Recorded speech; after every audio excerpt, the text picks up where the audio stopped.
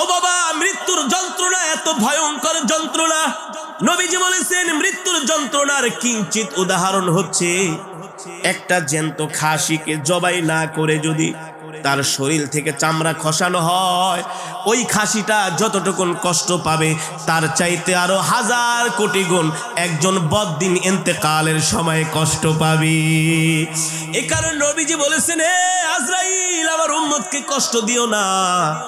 এবার আজরাইল বলে, ওগো নবী, আপনাকে মৃত্যুর সময় সুসংবাদ দিচ্ছি। দুনিয়ার জমিনে সত্যিকার অর্থে আপনাকে আপনার যেই উম্মতেরা মহব্বত করবে, ভালোবাসবে, তাদেরকে আমি এইভাবে জান্নাতে তাদের জান আমি এইভাবে কবজ করব, মনে হয় ছোট শিশু তার মায়ের দুধ খাচ্ছে। আল্লাহু আকবার। জান্নাতের সুঘ্রাণ তার নাকের ভিতরে চলে যাবে, কোন সময় তার রূহটা বের হয়ে যাবে সে কোনো সময় টেরও পাবে না। আল্লাহু আকবার। ও মুসলমান, এই